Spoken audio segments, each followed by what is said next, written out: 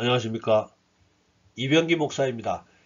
지금부터 성주 산중교회 10월 두 번째 주일 온라인 예배 말씀본만 편집해서 방송하도록 하겠습니다.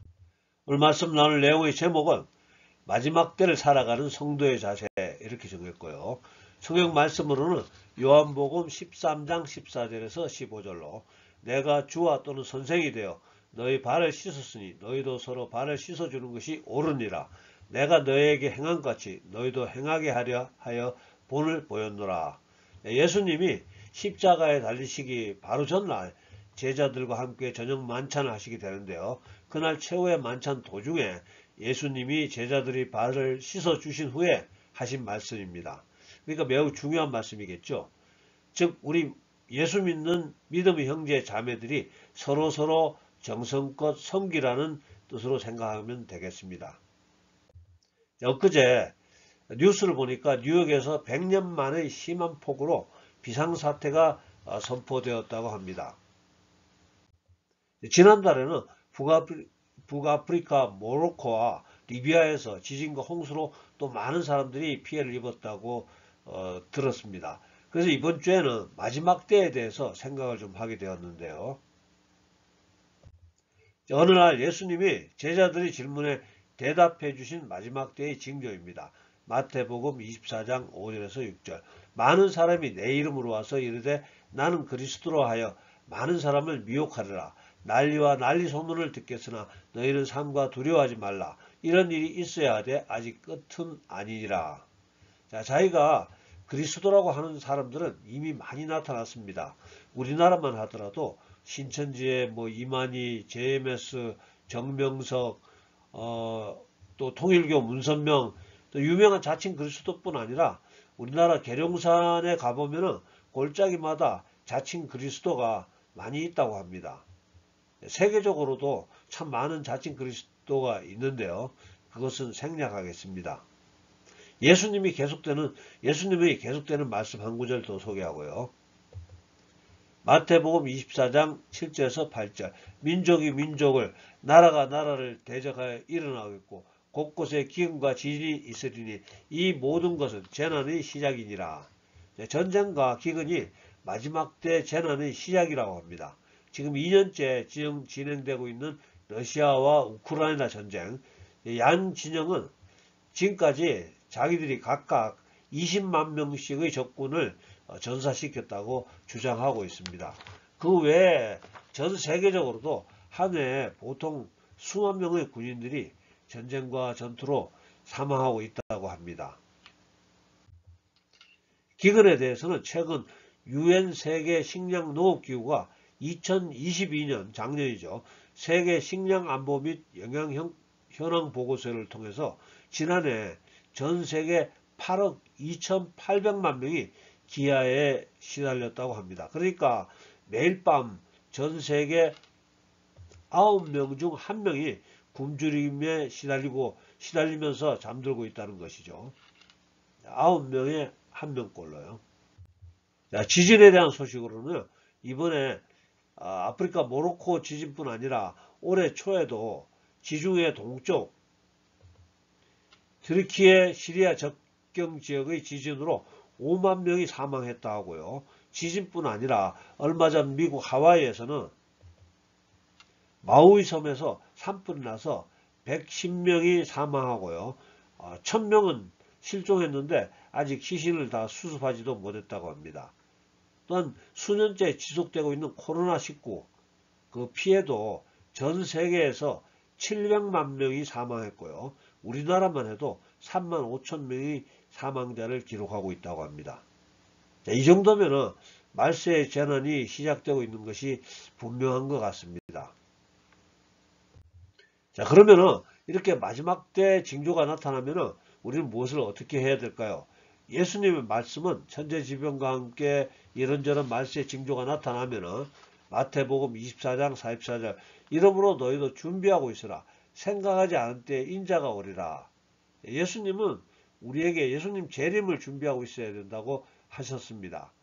자, 그렇다면은 우리는 예수님의 재림을 어떻게 준비해야 할까요? 당연한 것은 우리가 사랑하는 사람들이 아직 예수님을 영접하지 않았다면 예수님 영접할 수 있도록 복음 전해야 하고요. 이미 예수님 믿고 교회 다니시는 분들은 예수님께 좀 더 가까이 다가서야 됩니다. 만약 귀신과 교제하는 제사 아직도 지내고 있으시다면 단호히 끊으셔야 하고요. 예수님 싫어하시는 죄악 가운데 있으시다면 거기서 나오셔야 합니다. 이런 것들은 너무도 당연한 말씀이라 예수님은 언급도 안 하셨고요. 성경에 기록된 예수님이 가르쳐 주시는 마지막 때의 준비는 마태복음 24장 45절에서 46절, 충성되고 지혜 있는 종이 되어 주인에게 그 집 사람들을 맡아 때를 따라 양식을 나눠줄 자가 누구냐. 주인이 올 때 그 종이 이렇게 하는 것을 보면 그 종이 복이 있으리로다. 충성되고 지혜 있는 종이 되어서 주인이 오실 때까지 주인집 식구들에게 아침, 점심, 저녁, 하루 세끼 식탁에 음식을 차려 드려야 한다는 말씀일 것입니다. 여기서 종이라는 말은 원래 지금 우리가 사용하는 서번트가 아니고 헬라 원문으로는 슬레이브, 노예라는 의미였다고 합니다. 그러니까 노예라는 의미로 전혀 인격적인 대우를 기대하지 못하면서 섬기는 자란 말입니다. 아무튼 종이나 노예는 자기 생각이나 의지가 없습니다. 오직 주인의 뜻만이 있습니다. 근데 우리나라 교회에서 보통 목사들을 주의 종이라고 말하죠. 어떤 경우에는 큰 교회 담임 목사 정도가 되면은 주님의 큰 종, 님이라고까지 소개하기도 한다고 합니다. 우리 한국 기독교의 오래된 전통으로 여겨지는데요. 저는 상당히 이상하게 들립니다. 세상 사람들도 우리들이 그렇게 말하는 것을 보거나 들으면 비웃을 것 같습니다. 주님의 큰 종님, 이를 부르면서 좋은 차 타고요. 대우받아가면서 높은 자리에 앉는 것이 웃기는 모습이 아닌가 이렇게 생각됩니다. 예수님이 우리에게 가르쳐 주시는 섬겨야 하는 자세하고는 좀 거리가 멀죠. 그러니까 제 생각에는 목사만 종이 아니고 예수님을 따르는 우리 모두가 종이라고 이렇게 생각하고요. 충성되고 지혜 있는 종이 되어서 우리에게 맡겨진 하나님의 백성을 잘 섬겨야 된다고 생각하면 되겠습니다. 여기서 우리가 섬겨야 하는 하나님의 백성이라 하면은 가장 먼저 핏줄로 연결된 예수 믿는 우리들의 집안 식구나 또 친인척들이 될 수 있을 거고요. 또 우리와 연관되어서 예수 믿는 직장 동료, 또 선후배, 또 가까운 분들이 다 포함된다고 생각하면 될 것 같습니다. 아무튼 예수 믿는 사람들은 예수 믿는 형제 자매들을 서로 정성껏 섬겨야 하는 의무가 있습니다. 서로 섬기라는 예수님의 또 다른 말씀은 예수님이 제자들과 최후의 만찬을 하는 도중에 요한복음 13장 4절에서 5절, 저녁 잡수시던 자리에서 일어나 겉옷을 벗고 수건을 가져다가 허리에 두르시고 이에 대야에 물을 떠서 제자들이 발을 씻기시고 그 두르신 수건으로 닦기를 시작하여, 자, 모든 제자들이 발을 다 씻어 주신 후에 이렇게 오늘 본문 말씀입니다. 요한복음 13장 14절에서 15절, 내가 주와 또는 선생이 되어 너희 발을 씻었으니 너희도 서로 발을 씻어주는 것이 옳으니라. 내가 너에게 행한 것 같이 너희도 행하게 하려 하여 본을 보였노라. 즉 서로 섬기도록 하라는 예수님의 간절한 명령입니다. 자, 예수님의 마지막 때에 관한 말씀이 계속됩니다. 이번에는 마지막 때의 상황을 세 가지의 비유를 들어서 우리에게 교훈을 주십니다. 먼저 열처녀의 비유인데요. 설명드리기 전에 이스라엘의 결혼 풍속 중에서 오늘 비유와 관련된 사항만 조금 소개하겠습니다. 보통 신랑과 신부가 정혼을 하고 1년 정도 지나면 신랑이 신부를 데리러 갑니다. 그때 신부 집에서는 신부의 친구들, 즉 들러리들이 신부와 함께 기다린다는 것이고요. 오늘 비유 중 하나, 열처녀 비유 시작합니다. 10명의 처녀가 신부의 들러리로서 등을 들고 신랑을 기다리고 있었습니다. 그 중에 5은 슬기로워서 등과 함께 여분의 기름을 준비하고 있었고요. 나머지 5은 등은 준비했지만 여분의 기름은 준비하지 않았답니다. 마태복음 25장 5절에서 6절, 신랑이 더디오므로 다 졸며 잘새 밤중에 소리가 나되 보라 신랑이로다 맞으러 나오라 하며, 즉 신랑이 늦게 오니까 먼저 준비했던 기름이 다 타버린 상태가 되었다는 겁니다. 그리고 여분의 기름을 준비한 슬기로운 5 처녀들은 그 여분의 기름으로 등에 불을 붙이고 혼인잔치에 들어가게 되고요. 여분의 기름을 준비하지 못한 미련한 5 처녀들은 혼인잔치에 들어가지 못하게 됩니다. 자, 그렇다면 오늘날 예수님의 재림을 준비하는 우리는 슬기로운 5 처녀들처럼 어떤 종류의 여분의 기름을 준비해야 할까요? 이 질문에 대해서 상당히 다양한 해석들이 존재하는데요. 저는 아무래도 성령 충만을 의미한다고 생각합니다. 즉 성령의 기름 부음이라고 생각하면 좀 더 이해하기가 쉬울 것 같습니다. 우리 모두 성령 충만한 상태로 예수님의 재림을 준비할 수 있기를 예수님 이름으로 축복합니다. 성령 충만입니다. 예수님이 가르쳐 주신 또 하나의 비유는 어떤 사람이 타국에 가면서 종 3명을 불러서 각기 재능대로 달란트를 줍니다. 한 사람은 5달란트, 또 한 사람은 2달란트, 그리고 마지막 사람은 1달란트를 받았습니다. 그 중에 5달란트와 또 2달란트를 받은 사람들은 바로 가서 장사해서 이익을 남겼습니다. 근데 1달란트 받은 사람은 그 달란트를 땅에 파고 돈을 감추어 두었습니다. 그리고 오랜 후에 주인이 돌아와서 종들과 결산합니다. 여기서 주인은 재림하시는 예수님을 말씀하는 거고요. 또 종들은 다시 오실 주님을 기다리는 사람들을 말합니다. 그렇게 해서 주인에게 받은 달란트로 이익을 남긴 종들은 돌아온 주인의 칭찬을 받게 되죠. 마태복음 25장 21절 그 주인이 이르되 잘하였도다 착하고 충성된 종아 내가 적은 일에 충성하였으며 내가 많은 것을 내게 맡기리니 내 주인의 즐거움에 참여할지어다 하고, 즉 착하고 충성된 종으로 천국으로 가게 된다는 거고요. 달란트를 땅에 묻어두었던 사람은 주인의 질책을 받게 됩니다. 마태복음 25장 26절 후반부 악하고 게으른 종아 나는 심지 않은 데서 거두고 해치지 않은 데서 모으는 줄로 내가 알았느냐. 그렇다면 이자 주는 사람에게라도 맡겨서 이자라도 받게 해야 되지 않았느냐, 이런 말입니다. 그리고 결국 그는 바깥 어두운 곳으로 내쫓겨 거기서 슬피 울며 이를 갈게 된다는 슬픈 이야기입니다. 그러니까 우리 각자는 각자의 수준에 맞는 소명을 예수님께 받았다는 겁니다.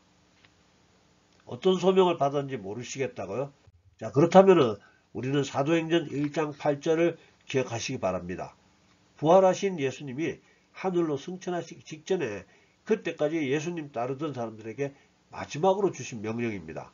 사도행전 1장 8절 오직 성령이 너희에게 임하시면 너희가 권능을 받고 예루살렘과 온 유대와 사마리아와 땅끝까지 이르러 내 증인이 되리라 하시니라. 어떤 분은 가정에서라도 예수님의 증인이 되셔야 합니다. 아시겠죠? 어떤 분은 직장에서, 또 어떤 분은 마을에서 착하고 충성된 종으로서 예수님이 증인이 되어야 한다는 말씀입니다. 세 번째 비유는 양과 염소의 비유인데요. 주님은 재림하시면 모든 사람들을 재림하신 주님 앞에 세우게 될 겁니다. 그때 크게 2부류의 사람이 분류가 되는데요. 오른쪽은 양들이고 왼쪽은 염소들입니다.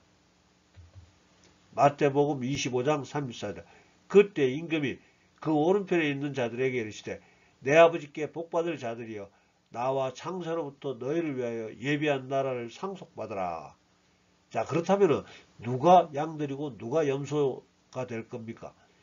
먼저 예수님이 말씀하시는 오른편에 있는 양들에 대한 설명입니다. 마태복음 25장 35절 36절 내가 줄일 때 너희가 먹을 것을 주었고 목마를 때 마시게 하였고 나그네 되었을 때 영접하였고 헐벗었을 때 옷을 입혔고 병들었을 때 돌보았고 옥에 갇혔을 때 와서 보았느니라. 이때 양으로 지목받은 사람들이 예수님 저희는 예수님을 대접해 드린 적이 없는데요, 이렇게 하자 예수님이 마태복음 25장 40절 내가 진실로 너희에게 이르노니 너희가 여기 내 형제 중에 지극히 작은 자 하나에게 한 것이 곧 내게 한 것이니라 하시고, 자, 예수님의 형제 중에 지극히 작은 자 하나, 이런 말씀을 주목해 주시기 바랍니다. 즉 예수 믿는 형제 자매 중에서 지극히 작은 자 하나를 섬기는 것이 바로 예수님을 영접하는 것이라는 것입니다. 그리고 왼편에 있는 염소로 지목받은 사람들에게는 마태복음 25장 41절에서 43절 저주를 받은 자들아 나를 떠나 마귀와 그 사자들을 위하여 예비한 영원한 불에 들어가라. 내가 줄일 때 너희가 먹을 것을 주지 아니하였고 목마를 때 마시게 하지 아니하였고 나그네 되었을 때 영접하지 아니하였고 헐벗었을 때 옷 입히지 아니하였고 병들었을 때와 옥에 갇혔을 때 돌보지 아니하였느니라. 즉 예수님을 영접하지 않은 자들은 지옥으로 가게 된다는 말씀입니다. 그러니까 예수님을 믿는다고 하면서 예수 믿는 형제 자매 중에 작은 자 하나가 어려움에 처해 있을 때 외면한다면 그것은 바로 예수님을 외면한다는 것입니다. 자, 어떻습니까? 여러분들은 예수 믿는 형제 자매 중에 작은 자 하나에게 친절을 베푸신 적이 있습니까? 믿음의 형제 자매 중에 큰 자들 말고요. 교회 내에서라면 목사나 장로에게 친절을 베푸는 거 말고 새가족이나 가난한 자, 모자란 자, 부족한 자들에게 친절을 베풀라는 말씀으로 들으시기 바랍니다. 여기서 잠깐 양과 염소의 차이점이 여러 있지만 오늘 주제에 관련해서 하나만 소개합니다.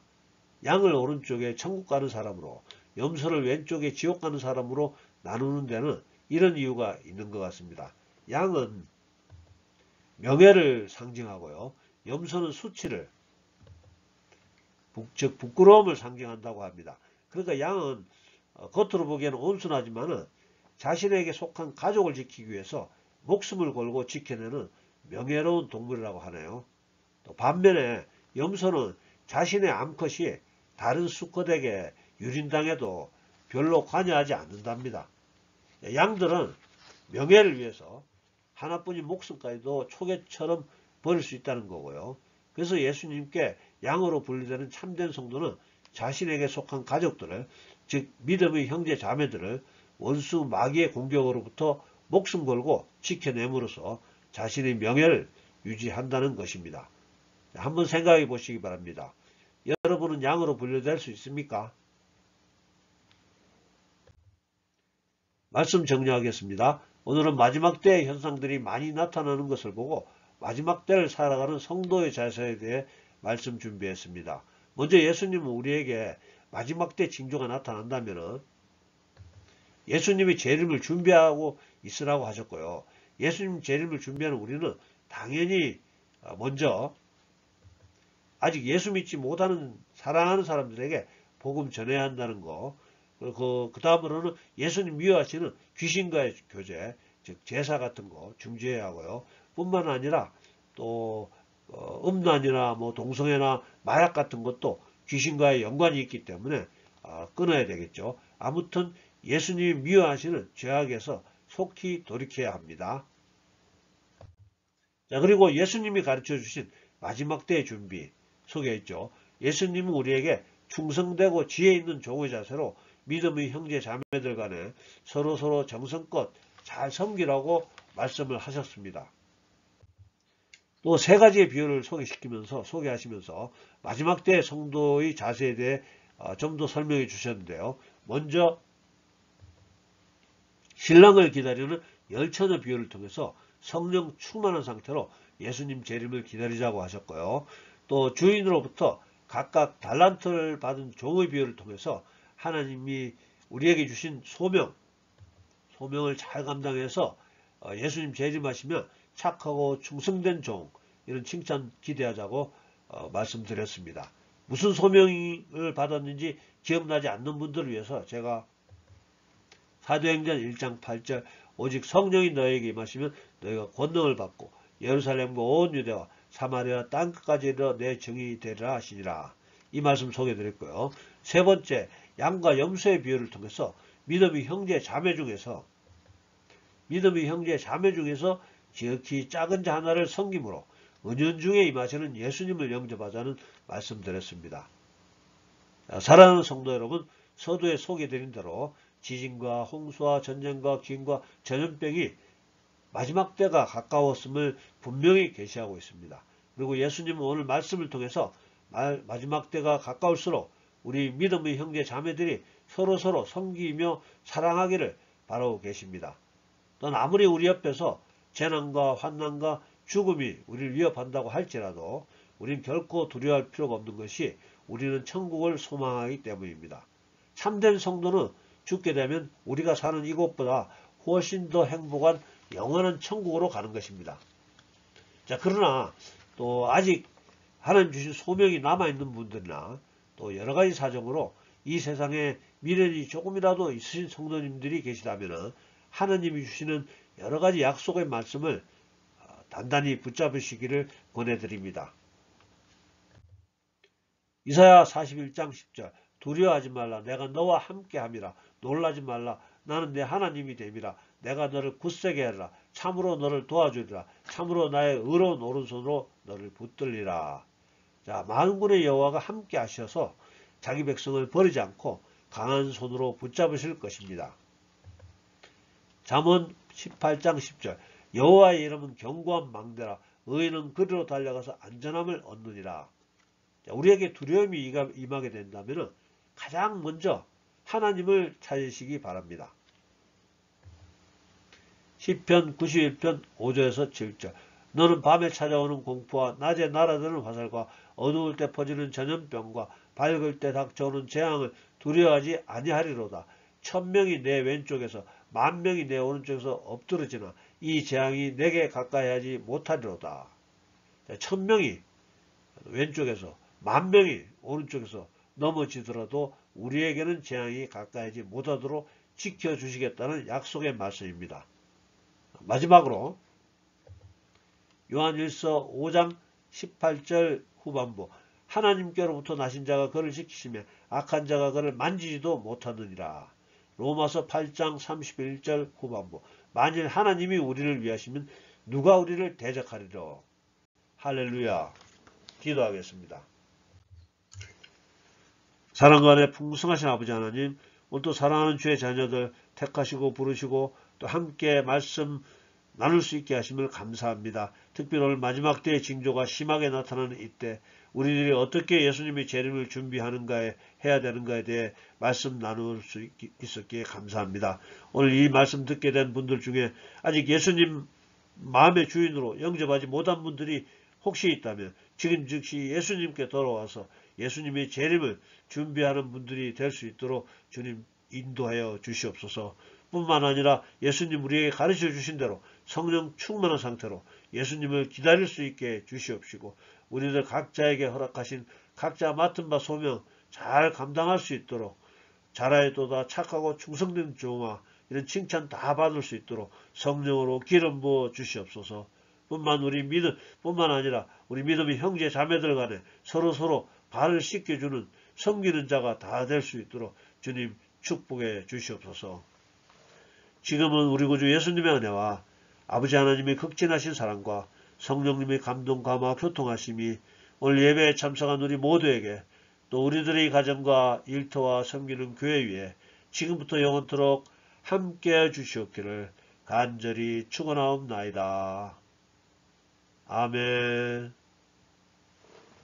예, 감사합니다. 할렐루야. 다음 주에 뵙겠습니다.